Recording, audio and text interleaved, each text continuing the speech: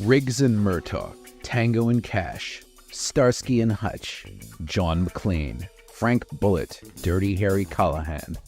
Now you have to ask yourself one question. Do I feel lucky? Well, do ya, punks? While those are tough movie cops, none of them are as hard as nails as perhaps the toughest, most dangerous movie cop of all time. I'm Lieutenant Frank Drebin, Police Squad. And don't ever let me catch you guys in America!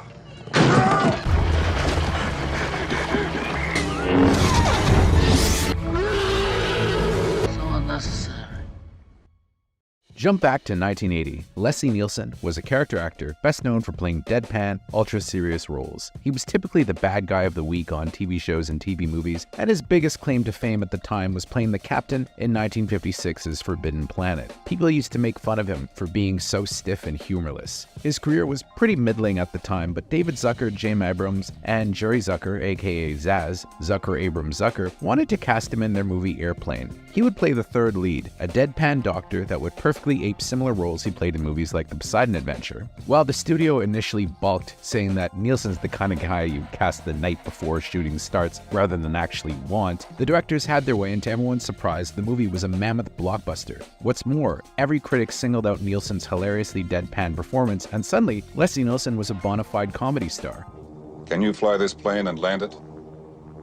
Surely you can't be serious. I am serious. And don't call me Shirley. Yet, Airplane didn't really make him a top draw at the box office, although it certainly elevated his status in Hollywood. He stayed pretty loyal to his Airplane directors, skipping the sequel when he heard they weren't coming back. Turned out to be a pretty good move. They actually had plans for him at the time, with them developing a TV show called Police Squad. It was designed as a takeoff on the popular cop shows the 50s, 60s, and 70s, and in it he would play a none-too-bright cop named Frank Drebin, who would narrate the show in Nielsen's classic deadpan style. There'd been a recent wave of gorgeous fashion models found naked and unconscious in laundromats on the West Side. Unfortunately, I was assigned to investigate holdups at neighborhood credit unions. Despite some rave reviews, Police Squad was canceled after 6 episodes. Hey, wait a minute. What happened? What happens next? Come on, let's see the next episode. That's it. What? The show was canceled after that. And Nielsen went back to the kinds of roles he played in the 70s, playing a college dean in the, well, let's say problematic Soul Man, a rapist in the Barbra Streisand movie Nuts, and other undistinguished parts, although he was pretty great in Creepshow opposite Ted Danson. No, that's a trick. You son of a bitch! That's some kind of special effects trick in there. You just take a look at the VCR back there. Oh, I'm sorry, you can't turn your head. Yet, Team Zaz still felt that their character, Frank Drebin, had a lot of potential. They convinced Paramount Pictures to finance a big-screen version of the show called The Naked Gun from the files of Police Squad. They couldn't just use the name Police Squad because at the time the Police Academy series was riding high, and they didn't want to confuse people. Frank, they're not here for you. Weird Al Yankovic is on the plane. Nielsen would return as Drebin, opposite a unique cast that included George Kennedy, a legendary character actor, as Drebin's boss. He's alive, Frank, though he's on life support. Doctors say he's got a 50-50 chance of living, though there's only a 10% chance of that.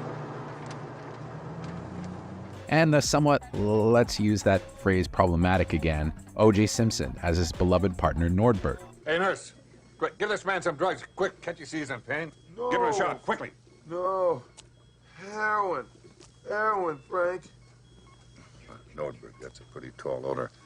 You're gonna have to give me a couple of days on that one. Well, Simpson wasn't problematic in 1988, but as Nielsen himself later said, he became known for something other than comedy as the years went by. Perhaps the most unconventional piece of casting was Priscilla Presley, who, of course, was known mostly then for being the late Elvis Presley's ex-wife. Presley's acting career had gotten off to a quiet start via some TV roles, but the gorgeous actress proved to be shockingly adept at comedy. Nice beaver. Thank you. I just had it stuffed. Let me help you with that. Most importantly, her chemistry with the bumbling Nielsen was pitch perfect, with her always citing him as a dream co-star. I'm boiling a roast. How hot and wet do you like it? Very hot and awfully wet. While the TV series mostly mocked other cop shows, The Naked Gun, with its bigger budget, served as more of a spoof of the Dirty Harry series, with several scenes directly riffing on classic moments from the first film. Callahan, I don't want any more trouble like you had last year in the Fillmore district. Understand? That's my policy. Yeah, well, when an adult male is chasing a female with intent to commit rape, I shoot the bastard. That's my policy. Oh, Drebin, I don't want any more trouble like you had last year on the South Side. Understand? That's my policy. Yes, well, when I see 5 weirdos dressed in togas stabbing a guy in the middle of the park in full view of 100 people, I shoot the bastards. That's my policy. That was a Shakespeare in the Park production of Julius Caesar, you moron.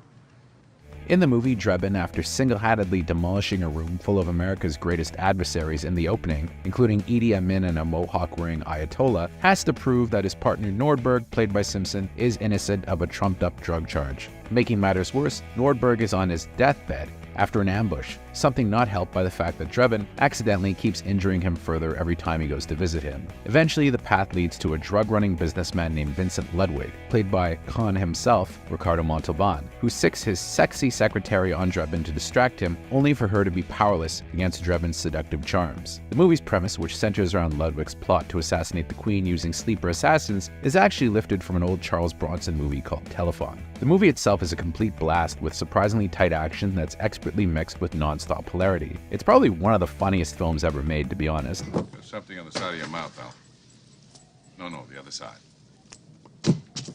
With even throwaway gags including Drebin and Jane walking out of Oliver Stone's platoon in hysterics being top shelf. Nielsen himself is superb as the none too bright but heroic Drebin. If ever Nielsen was cast to perfection, this was the part, with him loving the role so much that he had Ira Newborn's theme song for the series play at his funeral. He was safe. He never tagged him with the ball. You idiot. He was out when he ran the baseline. All right, I've had enough. You're out of here. What do you mean? You can't go enough far out of the game. Yeah. All right. You're out of here. Presley is shockingly funny as Drebin's love interest, with the romance pretty convincing, and Kennedy is a riot, sending up his iconic airport character roles as Drebin's boss and best pal. Even O.J. Simpson is really funny as Nordberg, although watching him dressed in black stalking around heavily armed in the opening sequences has a bit of a different context now than it did way back in 1988. Nordberg, me, Frank, your buddy. The film was a smash hit at the box office, grossing $78 million domestically, which was pretty hefty for the era, and about the same amount overseas. Considering the movie only cost about $12 million, it was a huge blockbuster, and that's not even counting video and cable. It spawned a very profitable franchise for the studio and made Nielsen a bankable comedy star, although for my money, no one ever used him quite as well as Zucker Abrams and Zucker. So that's it for The Naked Gun. If you like this video, let us know in the comments, and hey, maybe we'll cover the rest of the series. Nordberg, that's wonderful. Whoa! Oh, Frank, everyone should have a friend like you.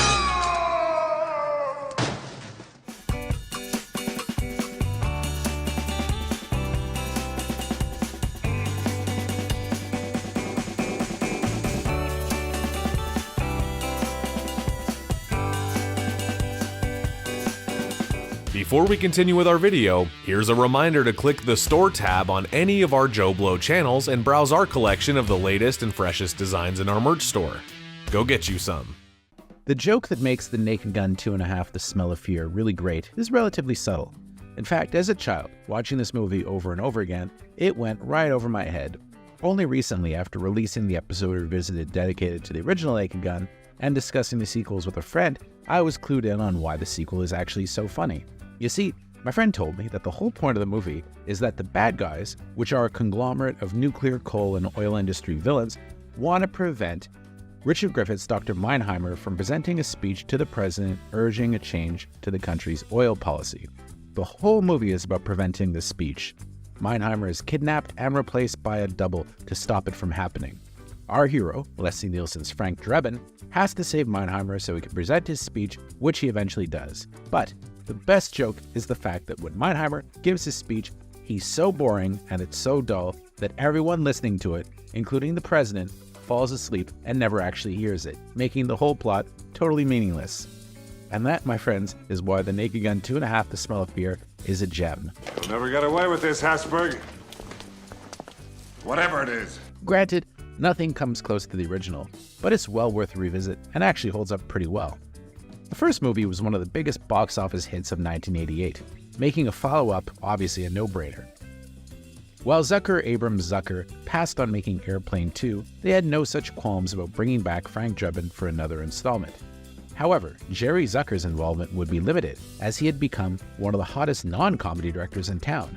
The previous year's Ghost was a blockbuster, so he was on board, but as an executive producer only. The same went for Jim Abrams, who did two milder-than-usual comedies, Big Business and Welcome Home, Roxy Carmichael, before making another comedy blockbuster of his own for the summer of 1991, Hot Shots, which came out just a month after this, and both movies were hits. David Zucker was the one that was left to direct this, with Pat Proft, his co-writer from the first film, helping him with the screenplay. While more scattershot than the first movie, it's still quite funny, even if it's arguably more dated than the first in its reliance on George Bush humor, with John Rourke nailing the impression. At the time, the energy debate was in full swing, with words like ozone layer making their way into the headlines, while ecological disasters such as the Exxon Valdez oil spill, which wound up being satirized in the film, were everywhere.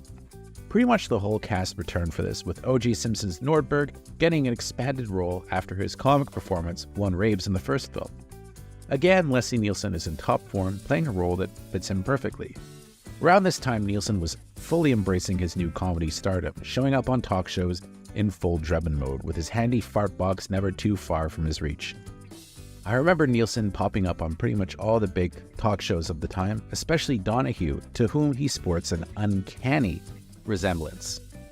Nielsen was so in love with the role that in some ways he played the part in all of his personal appearances until the day he died. Indeed, they even played Ira Newborn's theme from The Naked Gun at his funeral as he was laid to rest. It's kind of beautiful because I don't know that any actor has ever had more fun in a role than Nielsen had in these movies.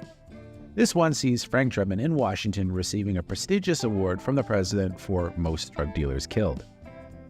Inexplicably, his whole police squad unit is with him, and when someone tries to blow up a renewable energy depot, Drebin and his gang are called in to investigate. Of course, Priscilla Presley's Jane, who left Frank sometime after the first film, now lives and works in Washington, and works at the depot and is dating a smoothie named Quentin Habsburg, played by the famed Robert Goulet, several years before Will Ferrell memorably satirized him on Saturday Night Live. Frank, of course, is convinced that Habsburg is behind the whole scheme, and of course Frank, despite his incredible stupidity, is right. As in other movies, the admittedly thin plot is just an excuse for hijinks, most of which are pretty funny, including a great sequence set at the Blue Note Jazz Bar for the depressed. Priscilla Presley is once again the perfect foil for Nielsen and looks dynamite as a redhead, and their chemistry is spot on. Both George Kennedy and O.J. Simpson get more to do in this one, and they get in on the action with Drebin as he tries to foil the evil Big Energy Syndicate. The funniest bits in the movie included likely homage to the pottery scene in Ghost, which of course was made by one of the directors of the first film, Jerry. It features what will become one of my favorite running gags in the series, where anytime Drebin's body is shown in close-up, it's that of a hulking Schwarzenegger-style bodybuilder, a reference to a then-ongoing scandal where Hollywood actors were using body doubles. It climaxes, pun intended, with the greatest ever montage of phallic sequences ever put to film. I also love the faux ads for oil, coal, and nuclear power, with the two-tailed dog in the nuclear one always making me crack up. And while he's no Ricardo Montalban, who is, Robert Goulet seems to enjoy setting up his image as the movie's villain, making perhaps the first time a bad guy was ever named after the infamously inbred Austrian royal family. Richard Griffiths is also really funny in this, with his dual role as Dr. Meinheimer and his double Texan named Earl Hacker, and once again Weird Al Yankovic turns up in a cameo. The movie was a smash hit at the box office, with it outgrossing the first film and notably knocking Robin Hood Prince of Thieves from the top spot at the box office. It was the 10th biggest hit of the year and helped cement Leslie Nielsen's fame as the world's funniest senior citizen.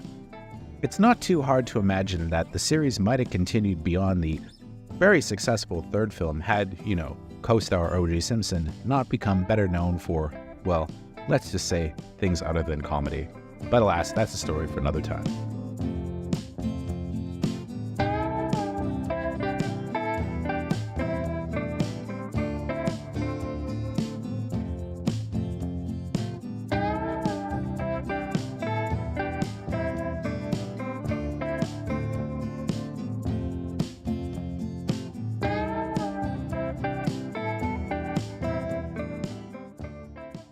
Thank you for clicking on our video, everybody. If you like what you saw here, please make sure you like the video and subscribe and share with your friends who like this sort of content. JoBlo was created by movie fans for movie fans, and we appreciate your support.